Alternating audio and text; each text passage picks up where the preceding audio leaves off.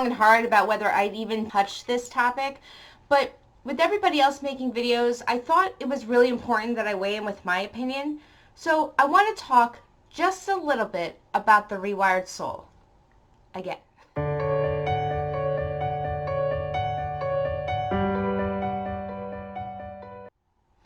Okay, so I'm going to try to make this video a little bit different than what other people are doing because I'm a recovery channel, and I feel that it's important that everything I speak on comes back to some type of relation to recovery and my own experience with it. Because I can sit here all day and criticize other people, but if I don't tell you how I'm trying to live in the solution today, it's not really all that helpful. So the Rewired Soul is a YouTuber who talks about mental health topics in a commentary type way. He's tried a couple different rebrandings. I don't know exactly how he considers himself. I did watch a video he did yesterday, and it's so hard. So sometimes, and I commented, you guys know I always share my opinions openly.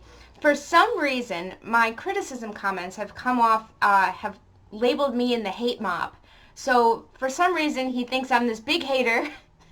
You guys know I don't hate on anybody, right? But regardless, I have tried to communicate with him on the phone multiple times. I have offered to help him in regards to figuring out what's going on with his audience and how to fix the mess he's in, right? Why would he want to listen to me, right? That's what a lot of people say. Well, why would he listen to you? What do you have then? Well, he talks a lot about peers, right? I am just about as close to his direct peer as anybody else who has talked about him online. We have very similar recovery time. I'll be celebrating 7 years on November 6th, so he's a little bit ahead of me.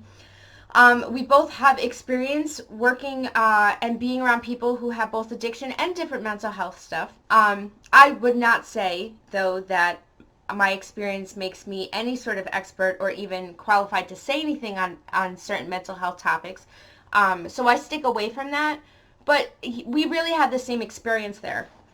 I'm also a philosophy major. Technically, on paper, because of my school didn't have a philosophy major and they made a special major for me. My major is in cultural studies with a minor in philosophy and a concentration on ethics.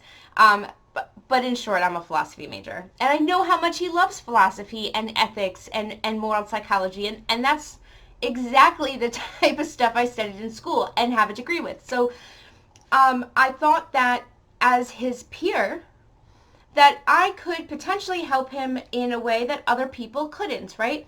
I also understand where he's coming from. I know that when we get clean, when we have this new way of life, we want to share the hope with others, right?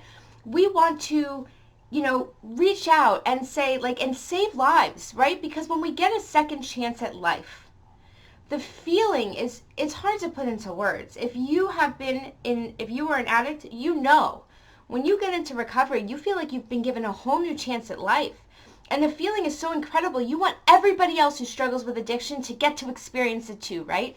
That's why we have YouTube channels, right? His goals for having a YouTube channel are the same as mine, and the same as a lot of other people who have recovery-based channels or mental health-related channels, right? And so it's hard because he is one of the largest YouTubers who actively talks about recovery. And because of that, all of us in the recovery YouTube community had been rooting for him, have want to see him do well because he is the most likely person to have a message be heard. He's got over 80,000 subscribers. I have less than 1,000. Whose videos are going to get watched more, right? So unfortunately, I feel like the situation as a whole has been painted in such a negative, hateful light. And I thought that in order to reach his audience, and really have a good conversation, we would today, focus on the solution, right? Instead of talking about the problem, let's talk about the solution, right? So I think the first thing I want to say is that a lot of people have made videos yesterday regarding the fact that the Rewired Soul asked the drama channels to apologize to him, right? So, okay, a lot of people are like, so what, right? Well, let's go into why, because I think that this is a really great example on how, especially when we are not working a recovery program to the best of our abilities, our thinking becomes a little skewed. We see things in a different light than other people do, and we really believe that what we're saying and doing is right, even though it may be really sick looking in from the outside, right? I also think it's important, before I go any further, that if you have a difference of opinion, I don't block anybody. I haven't had to block anybody, and I've never deleted comments, right? Because I really want to hear other people's perspectives. You can actually go on, A Crappy Pirate did a video, and I got into a conversation with somebody who is a fan of the Rewired Soul, and me and her had a very long conversation with opposing views.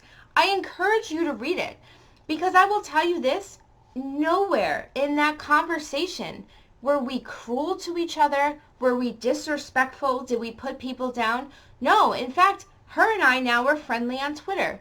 Why? Because it's great when you meet people that you can have conversations with, dialogue. I'm a philosophy major. I love debating. Debating is how we learn. Chris says this, the Rewired Soul says this all the time. That's why I thought that he would love to have a conversation with me.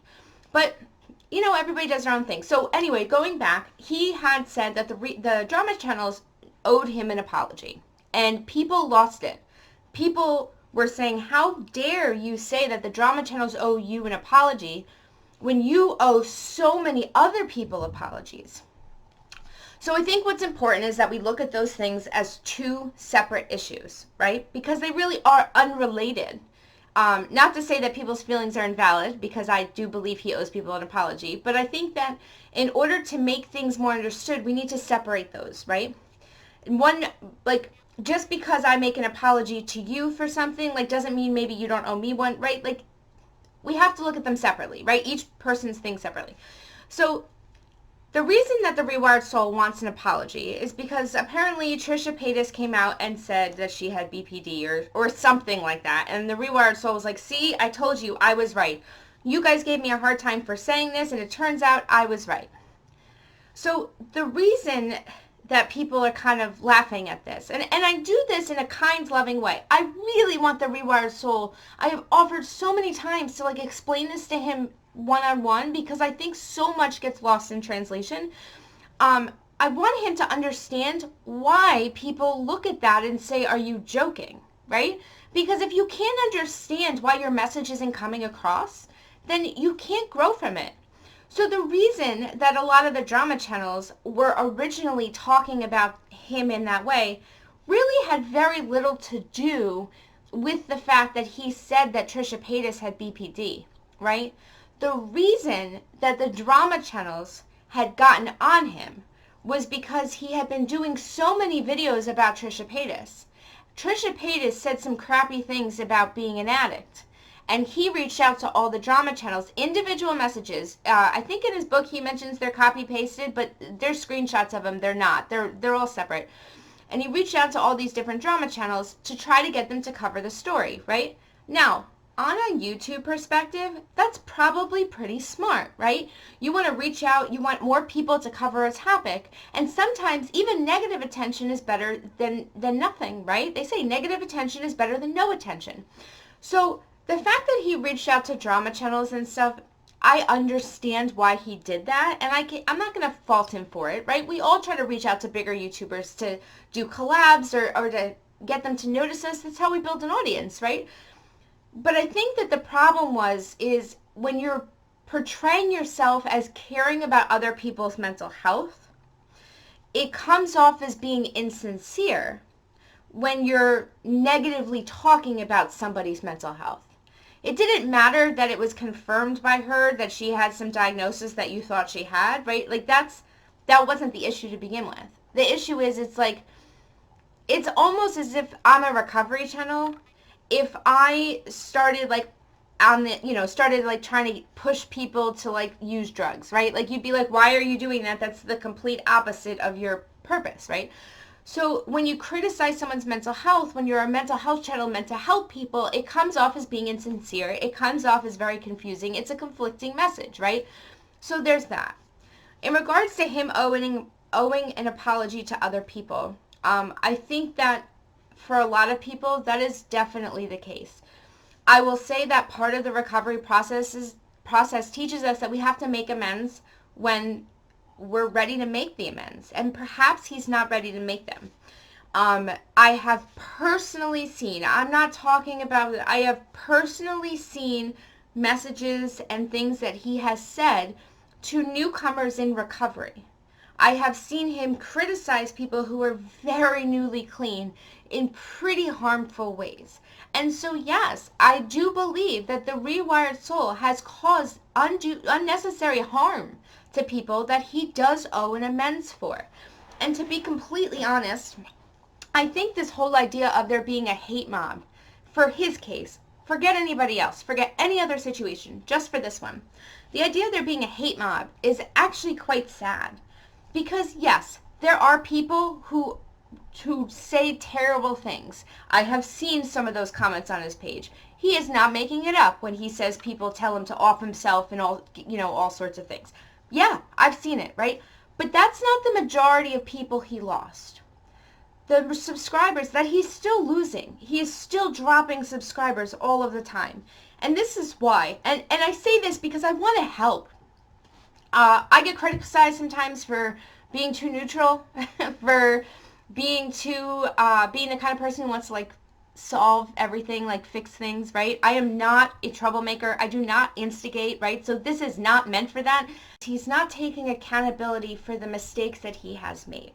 Now, it is nobody else's job to make somebody else take accountability, right? But when you're preaching a message of recovery, and you're trying to say that you know more than other people, you really need to be careful. Because when you make a mistake, people are going to come at you harder. If I say, I think X, Y, and Z, I'm not so sure, I think that's how it is, and I was wrong, you guys will be like, well, she wasn't really sure, right? But if I tell you, no, this is how it is, and if you don't do it this way, you're in trouble, and da-da-da-da-da, and then it turns out that I was wrong, you're going to be like, well, wait a second, right? So I think we see a lot of that with the Rewired Soul. He does give out bad information, and there's been at least 3 occasions that I have called him out on information, and he has recognized the fact that he has made those mistakes. The thing that bothered me is only one time did I see him actually correct that mistake. There was a situation where he had told people that if they are on Suboxone, they should get off of it, and that it is only used for a couple-day taper. It is not used for long-term use, and he said he had studies that showed that. Unfortunately, he misread the studies that he had. The studies that he had showed that there's no difference between a 2-week taper and a 2-month taper, but they were just talking about those short-term tapers. I provided him with multiple documentations and peer-reviewed studies about long-term maintenance, so he could see that he was misreading what he said. He thought that what he was quoting was, the shorter the amount of time you're on Suboxone, the better, and that wasn't really what the study was. And look, studies are hard to read. I've said this in another video, but he had made a comment to a girl. The girl had wrote something along the lines of, I'm so glad you said this. Now I can't believe my doctor's been having me on this for longer than that. I didn't realize he was lying to me. She believed him over her doctor, and she said she was going to immediately get off her medication, even though her doctor told her not to. And Chris's response was, I am so glad that watching my video inspired you to take that step, or something to that effect. And I was horrified. No YouTuber should be inspiring people to go against their doctor's orders. So I reached out to him, and he said, I never said that. I said, yes, you did. He goes, it definitely didn't happen. And then I privately sent him the screenshots. And he responded saying, oh, I guess I didn't read the comment like I thought I did. I'll reach out to her right now and apologize. So there was that one time that he did recognize a mistake. So I think what it comes down to is that nobody's perfect, right? And when I watched his video yesterday, I think the thing that stuck out the most, and I think that this is how a lot of people feel, is he says, like, I'm doing these videos to help you, right? I have all this knowledge and I want to give it to you. If I'm going to, I think that because I know things, like, I should teach you, right? And one of the things that I've learned in recovery, even though I have almost 7 years clean, is that I need to remain teachable all the time. At no time do I know more about recovery than you. We get to help each other. We have different experiences. We have different backgrounds. We've had, we're walking different paths in recovery. There's no one right way to do recovery. If you're doing something and it's working for you, then keep doing it. If you're doing something and you're struggling, maybe there's another way, right? Recovery is multifaceted. We don't all have to walk the same path to succeed. There were too many people dying on the streets for us to argue about whether somebody should do recovery this way or that way, right? We should be loving and accepting of each other. So my overall message to the Rewired Soul is this. We love your videos when you share your experience. Those are real. Those mean something. I can learn from that. I can appreciate that, and I can grow from listening to that. I'm not going to hear a message if the tone is, I'm so smart, so you should learn this. Because the reality of it is that I go to school to learn from teachers. I do these things. We can share our experiences without preaching them. And I think the reason that I am even get bothered by this at all is those types of actions are not recovery, okay? So we learn in recovery, one of the biggest things we learn in recovery right away is humility, being humble, accepting that we don't know everything and that we're always teachable. I try to learn something new about myself, about recovery every day.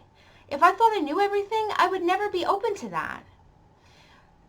Arrogance is trouble, right? And the thing is that he says this stuff all of the time. He says, I need to keep people in my life who tell me what I need to hear and not what I want to hear. And almost the majority of the subscribers he lost are supporters. They're not a hate mob. There is no hate mob. There are supporters who are frustrated and want to see him get back from this. Right after he fell off, right after he was a disaster, right? For a little while, he started working a recovery program again.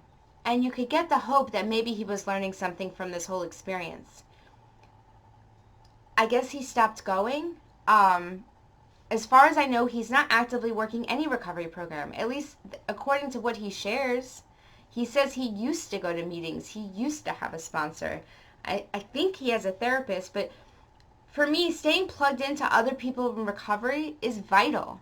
And if I start separating myself from other people in recovery, and I start blocking out anybody who's trying to give me criticism to help me grow, I'm in trouble. And I would hate, I've seen other YouTubers who have had clean time relapse, and their audience is left wondering what happened. Chris has a lot of vulnerable people who watch his channel.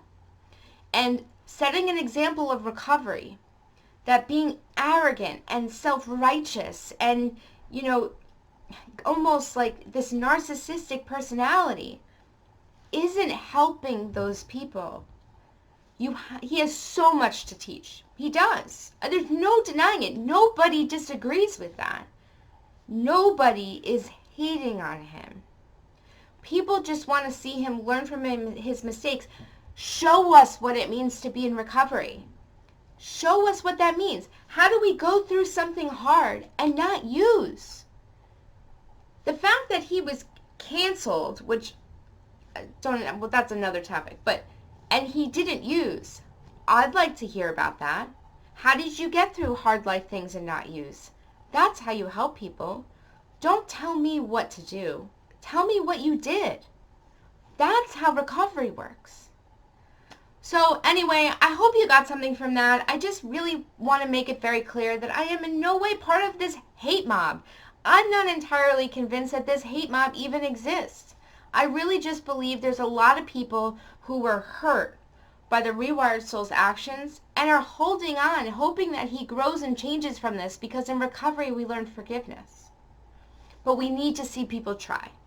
So anyway, again, Rewired Soul, if you're watching this, if you ever want to chat on the phone, I have said over and over again, I can't message you on Twitter, you got me blocked. Look, this is how I am in real life, right? I don't hate anybody. And I would love to have a conversation with you. I have conversations with your die-hard supporters all of the time.